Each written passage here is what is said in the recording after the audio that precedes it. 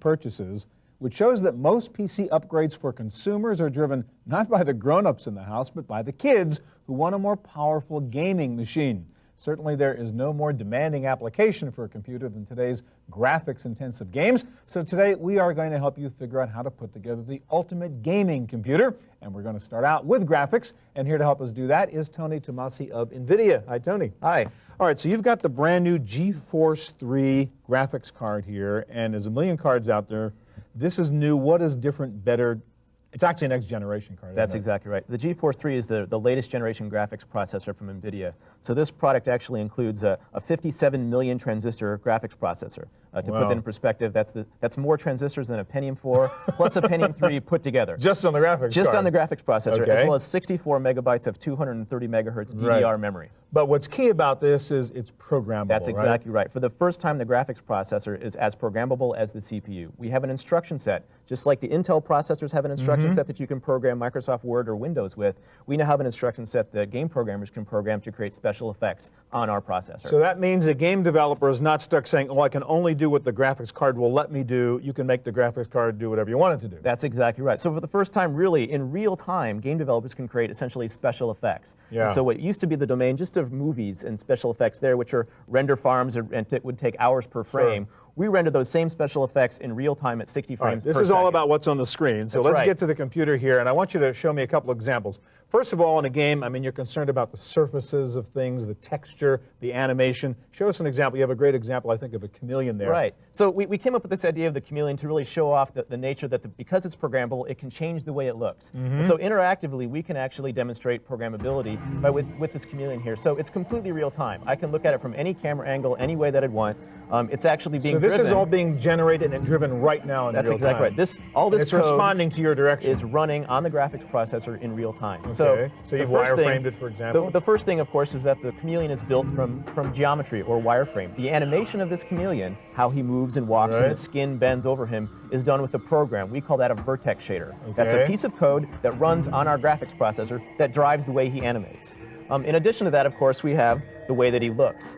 And so we have a variety of what we call pixel shaders to generate special effects that are on the surface of this creature. And so interactively, we can create essentially the Predator look, where he's actually semi-transparent. He actually refracts the ambient light around him, and yet still reflects it, or bends it into the environment. And again, to be clear, this is no cutscene here. I mean, this is you are running this. That's right. If you look at my hand and you look at the mouse as I move it around, it's completely interactive. Yeah. We can play with this as we see fit. And if you look at, this is actually our Invisible Man shader to kind of give you an idea what the skeletal system and the vein system look like. We'll go ahead and let the chameleon continue walking here, and we'll talk about some of the shaders. So as we get close, we'll go ahead and zoom in on the surface of this guy. And if you look, just say on the joints of his arm there, the bumps are correct. The way the specular highlights move across the bumps as he animates are all completely correct. All right. Now, I want you to go to the next demonstration. Another thing in a game is the landscape, the background, the environment. They're often sort of clunky and dull, and they don't really get you into the game emotionally. And you have the ability now to actually generate real-time landscapes too, right? That's exactly right. Because the processor is programmable, we can actually program the processor to procedurally generate a world. So the advantage here is that where previously worlds would have an end. You could get to the end of the texture or the end of the geometry, and that was it. So again, this is a real-time generation of this landscape. Right. If you notice the mouse as I pan it towards the edge of the screen, that's the direction that I fly, and I'm flying around the world. I can get close to the landscape. I can fly up in the air. The other nice thing about this, the world is completely generated, but we've got so much graphics processing power that we can actually have a little bit of fun. So wherever I click on the screen, we have a meteor come flying down, and the meteor does some interesting things. As he clicks and lands, you notice there's that ripple, that shockwave. We do that with a vertex shader. It's actually taking the geometry underneath and deforming it. And again, you're running this right now. It's not just happening. That's all real time. The last thing I want you to show us is the hardest thing in a game is the human face, right? That's exactly right. I mean, there's so much subtlety in the different expressions. Most games, the faces are pretty boring. You never get to know them, right? You have a demonstration here which is just incredible in what you can do with this card. Yes, we wanted to solve the problem, or at least attack the problem of creating some emotional conveyance in a character. Today's game characters are kind of blockheads. They have flat faces, maybe moving textures, and typically plastic hair. So what do we have here? Zoltar. So we've got Zoltar, which is actually kind of modeled after the Zoltar character from Tom Hanks' movie Biggs. He's a fortune teller, and it's a completely interactive face. I can view him in wireframe. Or not. Yeah, but go back. Let's see the motion around his. When he talks, I mean, you can see the skin stretch. We'll move into his face a little bit here. Mouth, get nice and close, and we'll go ahead and fire up an animation here. And you notice that what we can do is program the graphics processor to deform his actual skin. We've modeled the skeletal structure and the muscular structure of his face as programs. We download those to our graphics processor, and we can animate him and move him around entirely in real time.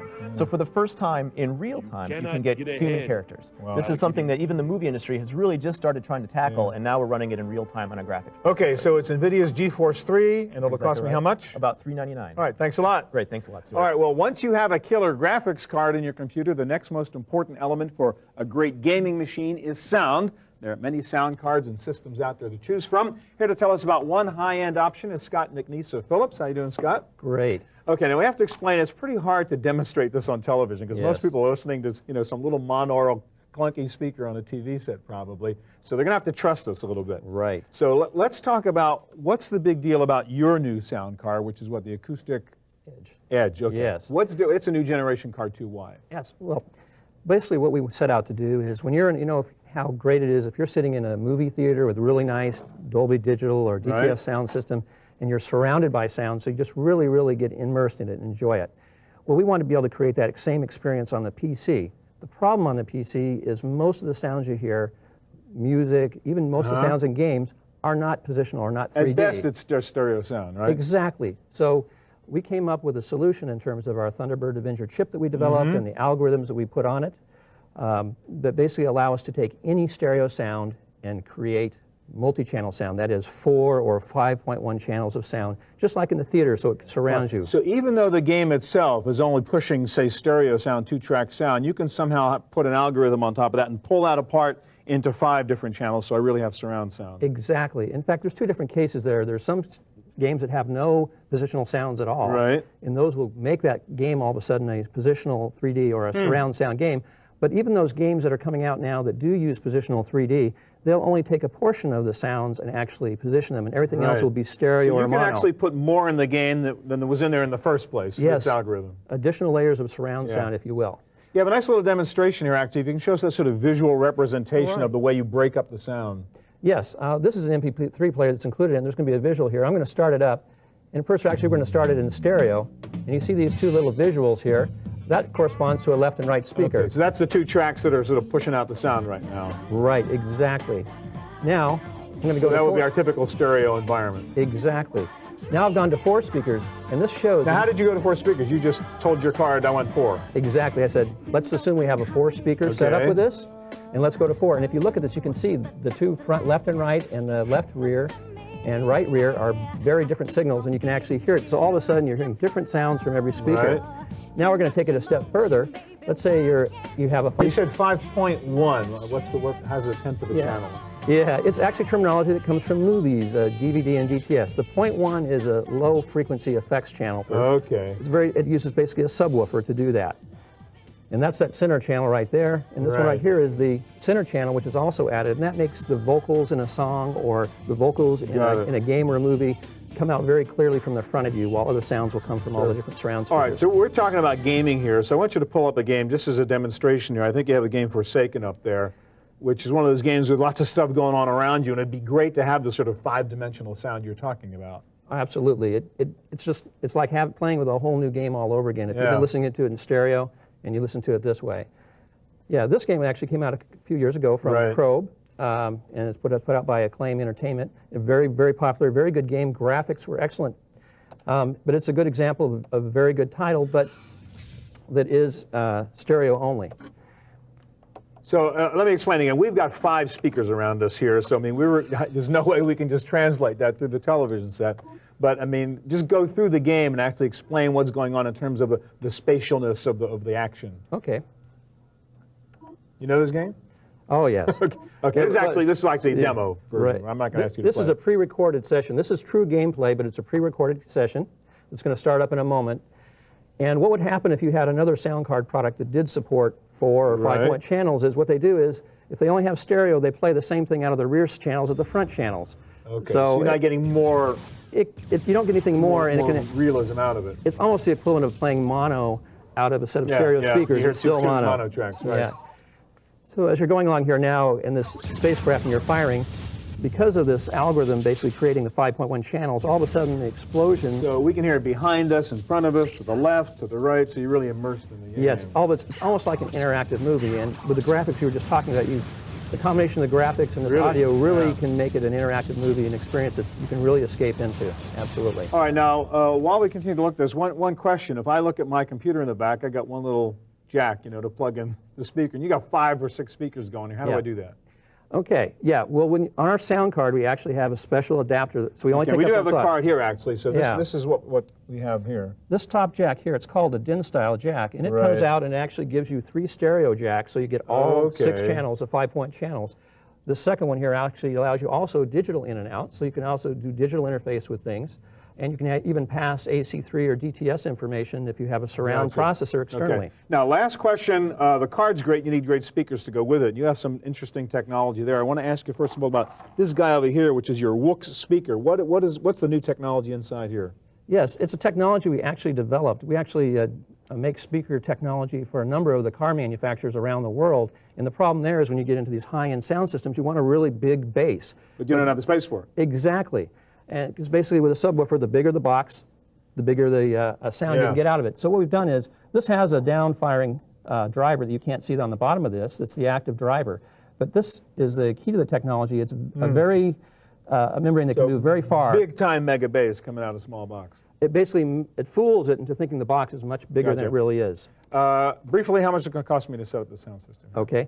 Well, the card itself, the one we're showing here, is $99.99, but we actually we're introducing 2 new products. We'll actually take a 4-channel all the way down to $49.99. In terms of the speaker systems, we have 4 and 5.1 channel speaker systems starting at $80, and this one here going up to $199. Thank you very much. All right, coming up next.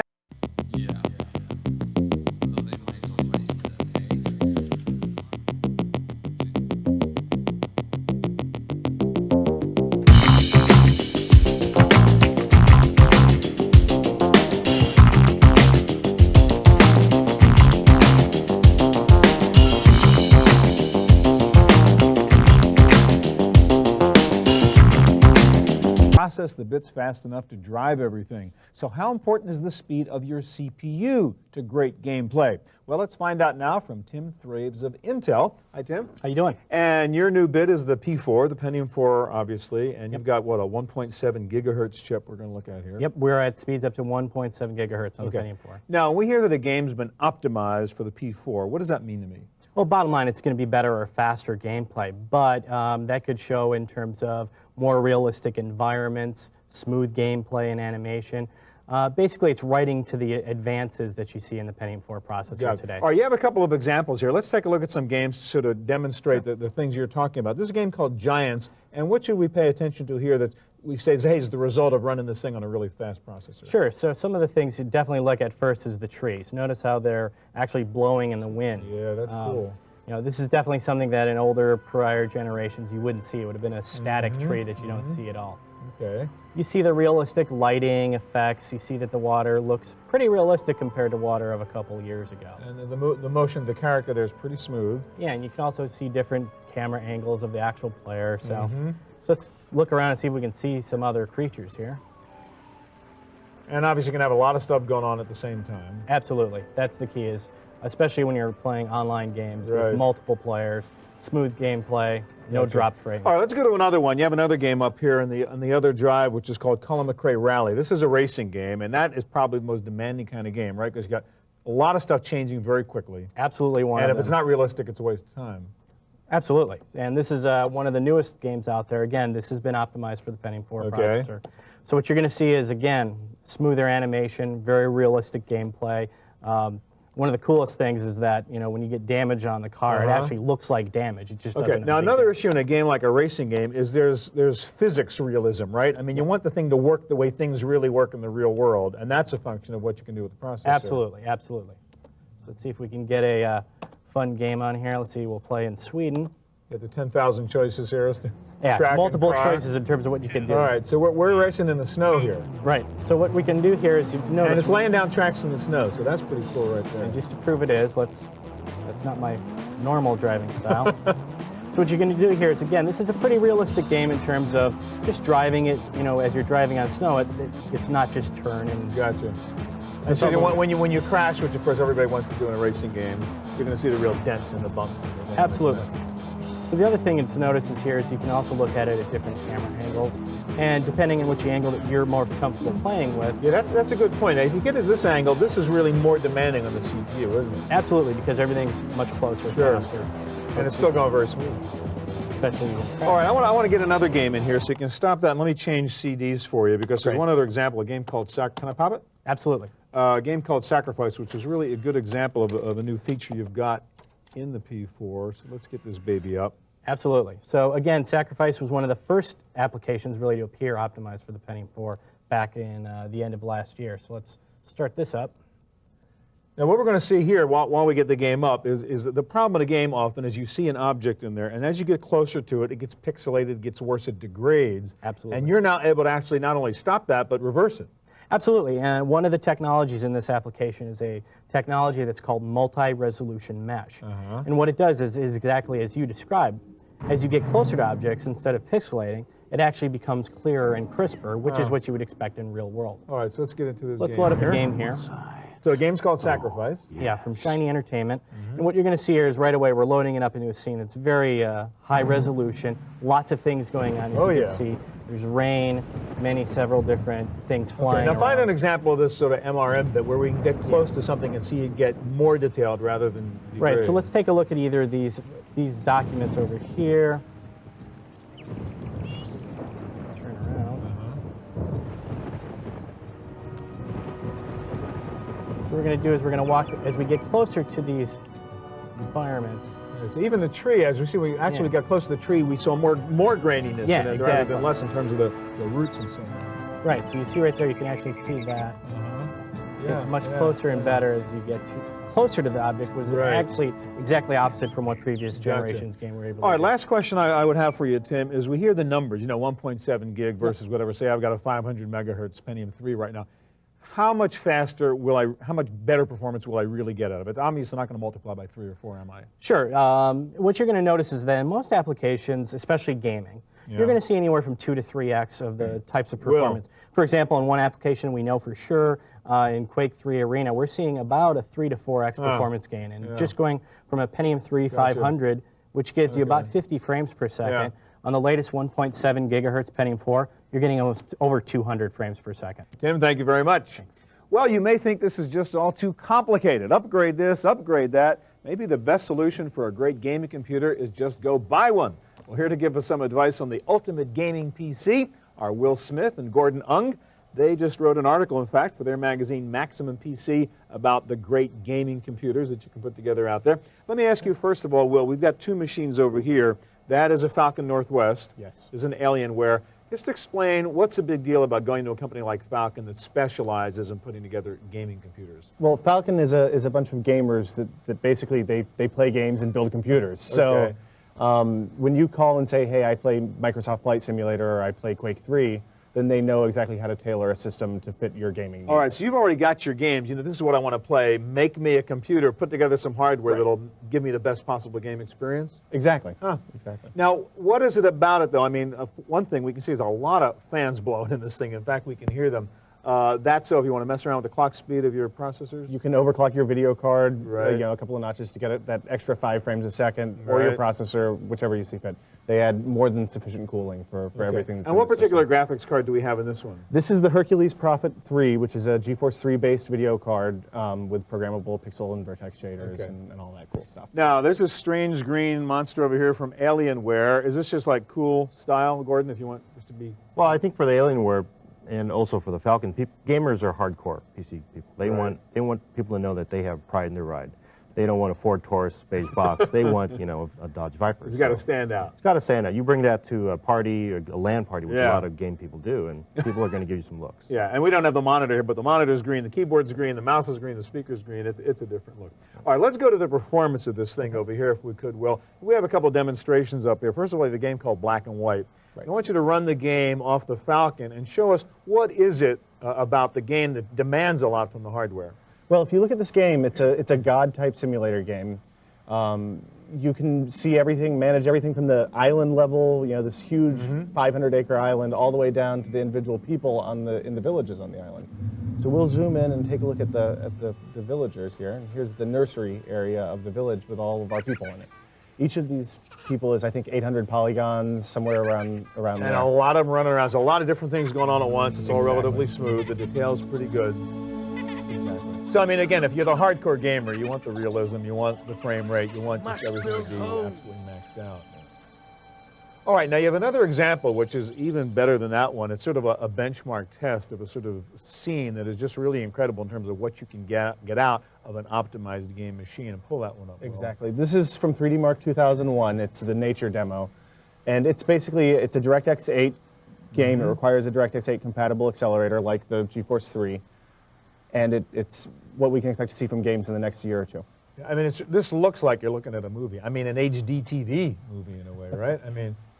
Certainly, certainly. It uses all the pixel and vertex shader effects that the GeForce 3 offers to do lighting on the water, as well as some interesting effects with the trees. You know, let me ask you about the trees. If we can see another scene, I mean, we see the leaves waving and all the branches going in different directions. I mean, it looks so realistic. What's it take to do that? Well, the cool thing about the trees is that the leaves are two-sided polygons, which means that each side of one polygon is textured with a different texture. As opposed to the old way of doing it, which is put one texture on a polygon and slap another polygon on the other side to texture it. And that lets the light shine through the trees and the leaves on the trees and look realistic. Yeah, so you get, I mean, the real lifelike experience. You put together the graphics, you put together the sound, you got a real game going. Yeah. Now, does it cost me more to do something like buying a Falcon or an Alienware? I think this Falcon is right around $3,500, which is a little bit more than a comparable What Dell. kind of processor? This is an Athlon 1.3 gigahertz processor.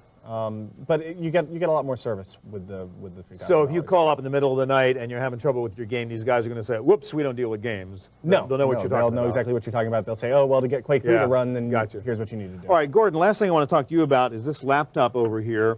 If you use a laptop, you're kind of stuck when it comes to playing real games, right? Because you just can't support it. This is a Dell Inspiron 8000. What is it about this machine? You say this is the only laptop you could really play a game like Quake 3 on. Right. The reason this Inspiron is so great is because it's one of the first notebooks out with GeForce to Go. Yeah, let me just sort of run it here a little bit so we can see what's going on. Which is basically a little brother to the GeForce 3.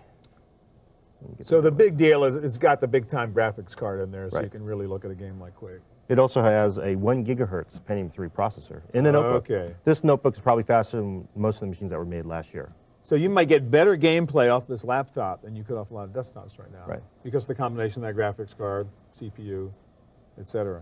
Yep. Okay. Thank you very much. So it's worth going out there and buying a real gaming PC if you're a gamer. Certainly. Thank you, guys. All right, that's our look at building the ultimate gaming computer. Don't go away. I'll be back in just a moment with my pick of the week.